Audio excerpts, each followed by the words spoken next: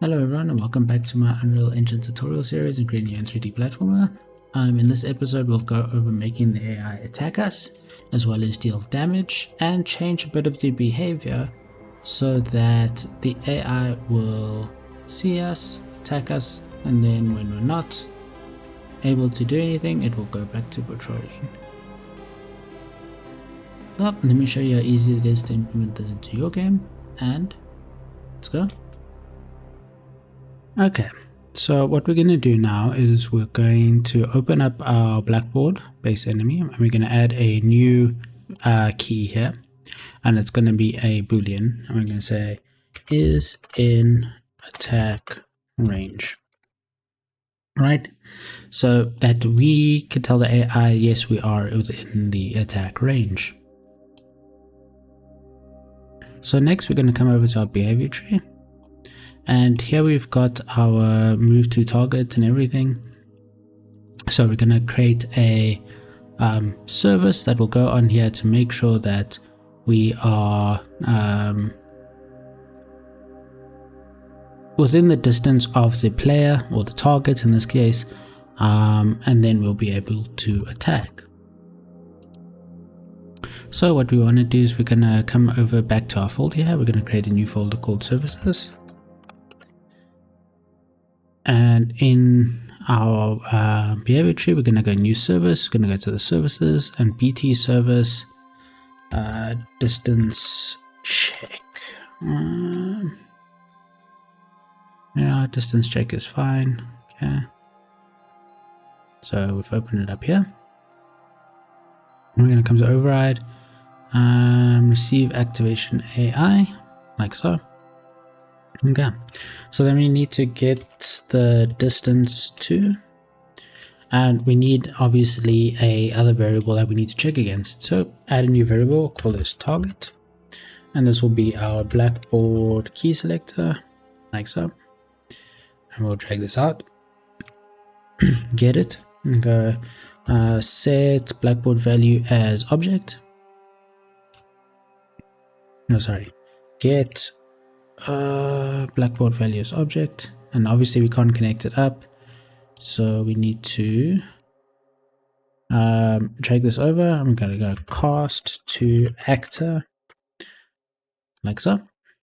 And the reason we do this is all basic like characters are a type of actor or character, and we know it's an actor because it spawns in the world, can move around and such, right? And then we're just going to go as actor, connect it up like that, right? Then what we want to do is we need to check it against something. So we need to make sure that it is less or equal to, and we're going to right click here and promote this to melee attack range. So we just need to make sure that, well, what this does is it checks our range of our enemy to our character, and then it will output the result. So for instance, we'll just set this as 250 as a default, but you can set it as whatever, right? Just make sure that these are instance editable so that we can change them from inside the behavior tree itself. And now we need to get a new variable, call this is in range. It'll also be a type of blackboard key selector. And we'll just drag this out, get, and we'll go set blackboard key as bool, right? And then this will be connected up. So basically we'll check if our AI is within melee attack range, and then set the bool, which is the one we set up in our blackboard over here. This is in range, right? So that's how we get this. And then just as a safety check, what we can do is we can copy this and set it to the cast failed. So let's just put this down here.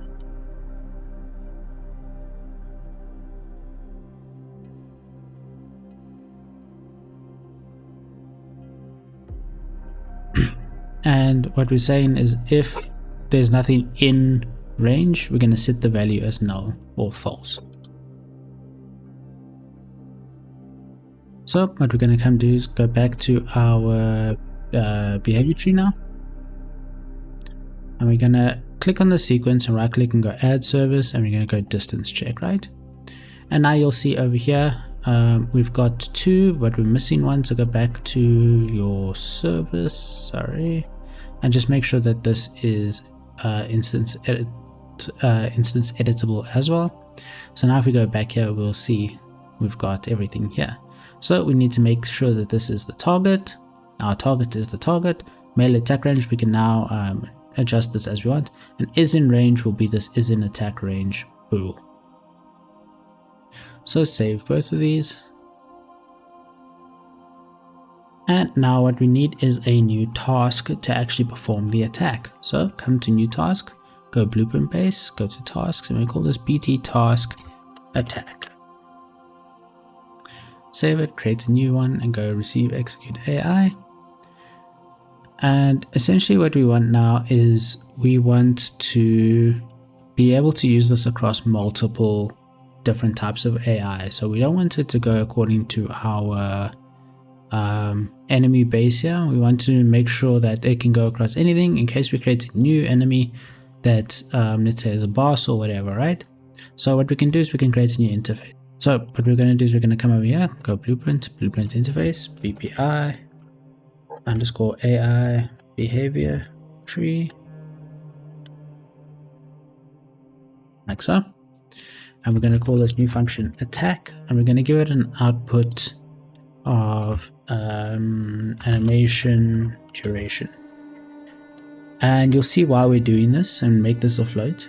So essentially what's happening is if our AI attacks, it doesn't know how long the animation is. So every time we call this attack function, it's basically going to run it from the start without actually letting the animation finish. So come over back to your BT task attack, under control point, go does implement interface, make sure it's BPI behavior trees, and from here we're just gonna go get a branch, and then from here we're gonna call the attack message like so. And then from here we're going to get a delay node. So when we finish the execute on success, so what's happening is when we call this attack in our AI, it's then going to get the duration of that animation, whichever animation it is, regardless of which animation it is, how long it is, and delay the finish execute until this duration is done, so that we can essentially finish the task, right? And then we just want to go here, connect it to false, and just make sure to untick it, compile and save. So now come back over to your behavior tree, and we're gonna drag in here and get the task of attack, like so.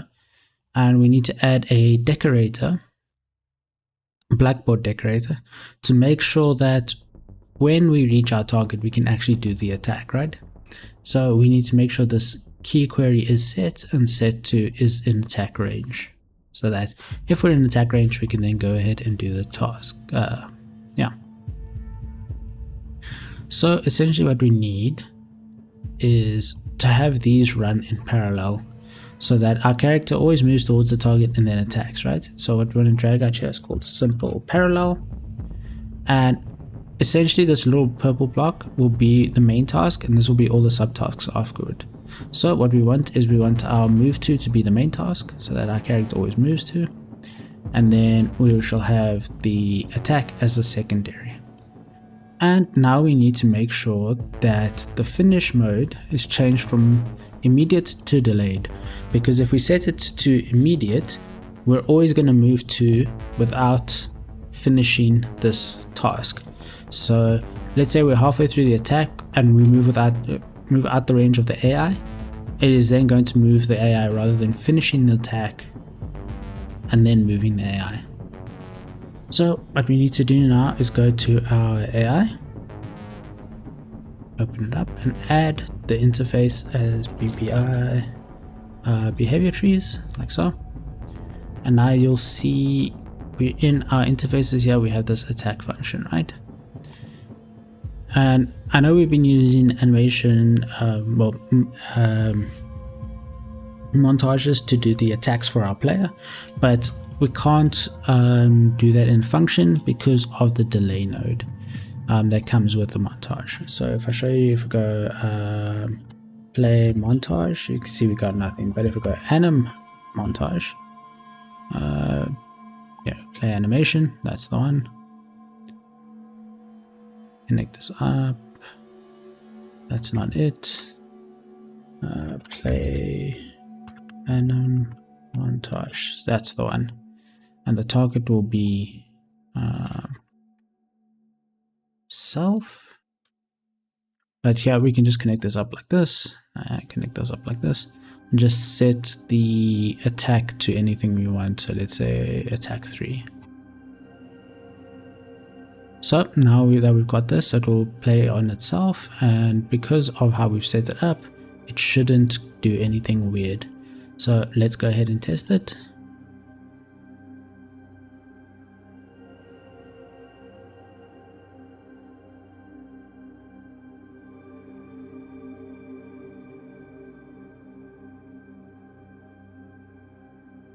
Okay, so the animation on 3 is janky, so let's fix the animation. So let's go over to yeah, and we're going to change the attack animation to be let's just go with the first one because we know this one works. Yeah, there we go. So let's see if that will now work on our character.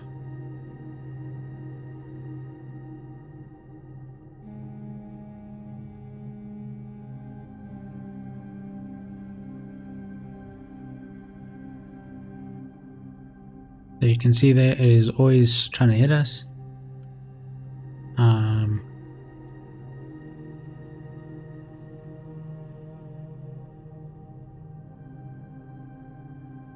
And then if we try to run away, we'll then go to do its task.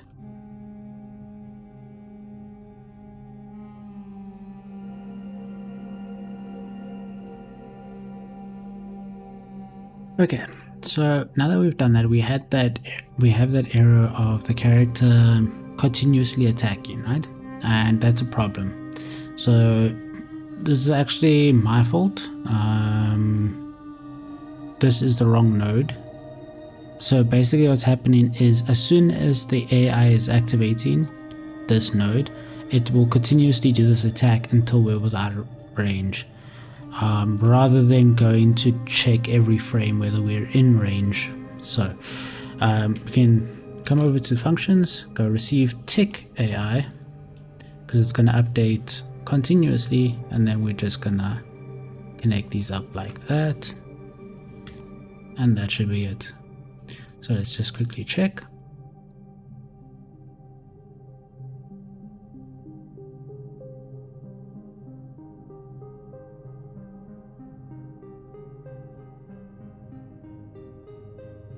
There we go.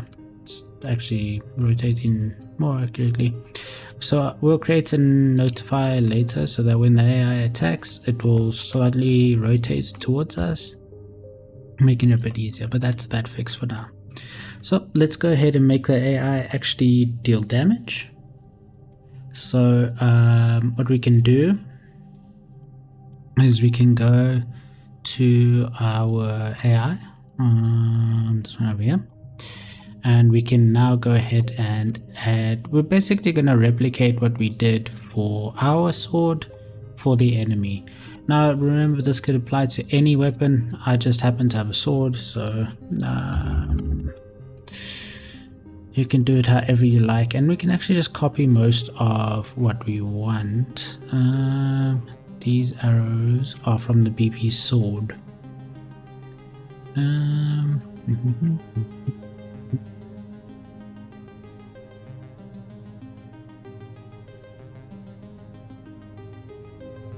Okay, let's do this, make it slightly different. So we'll just use the static mesh and go call this SM sword. And we're going to do the same thing. So let's just get the sword. What is this called?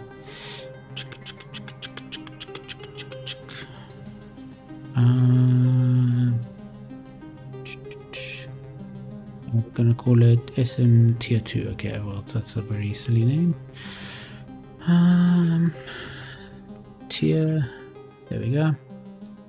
And we're going to attach it to the hand grip R. Like so. Let's turn off the snapping. Can move it a bit. Okay, that's perfect. Turn the snapping back on, and now we're going to add arrows. Arrow to that, and we're going to add another one. Arrow, and then we'll just label them correctly. Make sure they're attached to the sword, each one of them.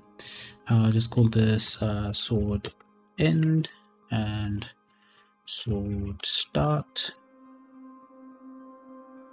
We'll zero these out so we can see where they are. So this is the sword start, so we'll drag this to the end here and zero this out so that we can get to the sword end, which will be there, right?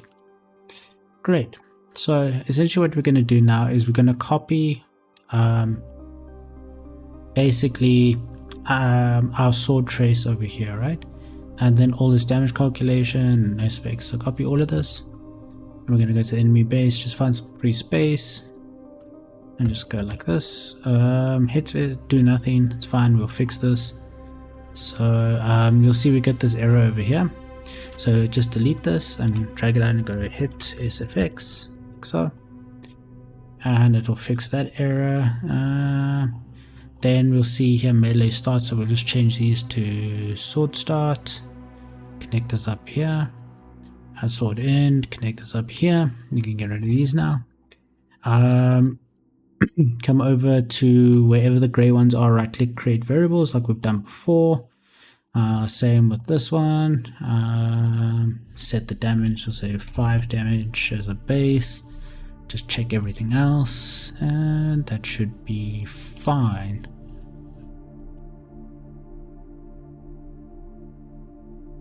Bar, you shouldn't get any errors. Great. Okay, so if we go over to our notifiers for the attacks, you'll see we have these animation notifiers sword trace, right? So what we want to do is we want to alter these a bit so that the AI can do it.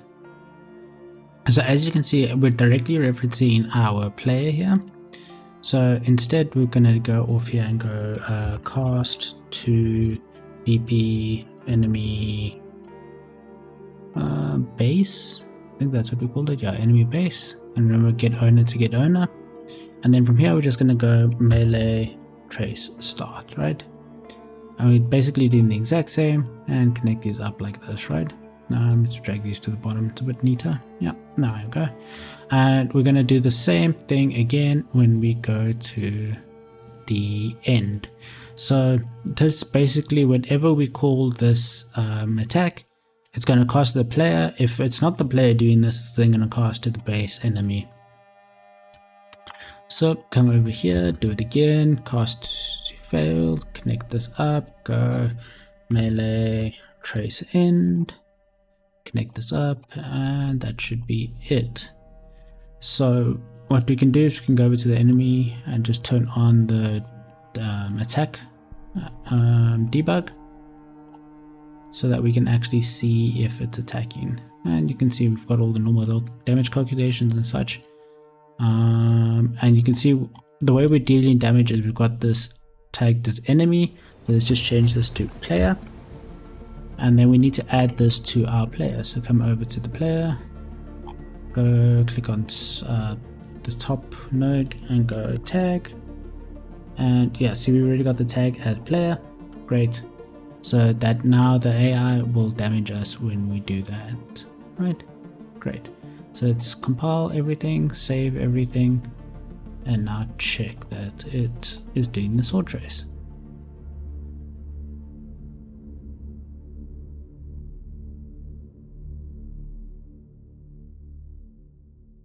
There we go.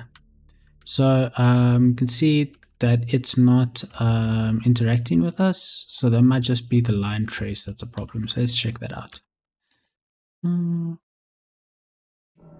So we've got it set to visibility, but I think the player on the collisions here ignores the visibility channel. So you can see that's why we're not getting this, right?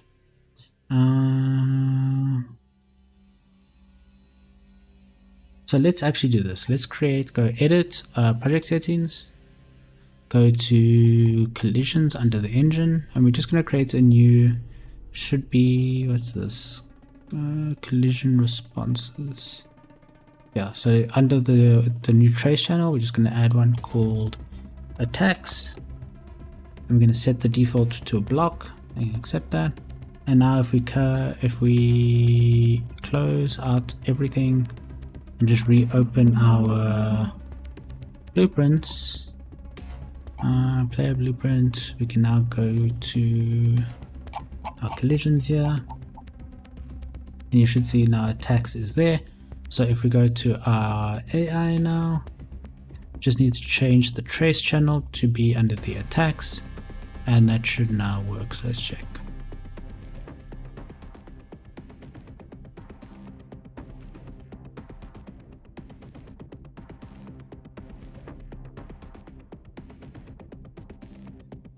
There we go. You can see our health is going down. Great, so that's working. Okay, so the last thing we want to do is we just want to change how our AI behaves when it sees us. So what's happening is on our behavior tree, when it's patrolling, it's finishing the patrol of the 3 seconds, even though it sees us before going ahead and doing this task. So let's just comment this as well. So just say approach and attack, right? Okay, so now that we've done that, what we need to do is we actually need to add a blackboard key selector to our sequence here for the patrol, and we need to make it a condition. So basically, if it's in this, then it's doing this, or if it's doing this, then it'll do that, right? So come over to your sequence, right click, go add decorator, add blackboard, and we're just going to change what's here, right? We're going to change the key query to is not set and the target is not set. So basically, if it doesn't see us, it will do the patrol task. If it does, then it will attempt to attack us. But because we haven't set the observatory reports, how it abandons a task, it won't update. So all we need to do is just change the observer reports to self. So essentially what it's saying is if while doing this task, this target changes and becomes set, it will then go ahead back to doing this, right? So let's show you what that does. So as you can see, our characters over there. I'll stand over here now, and you'll see it starts chasing us immediately and trying to attack us. And then if we run out of the range after 3 seconds, it will then go back to patrolling. And then if we run back in front of it like so, it will then attempt to attack us. Alright, there we go. Okay, so that's going to be it for this tutorial. We've gone over creating the AI to attack us and deal damage, as well as being able to chase us, and then when not able to chase us, go back to patrolling and dealing damage. And also adjusted how the AI works so that if we walk in front of it, it will no longer wait, it will now just attack us immediately. So that's going to be it for this video, and I'll see you in the next one. Cheers!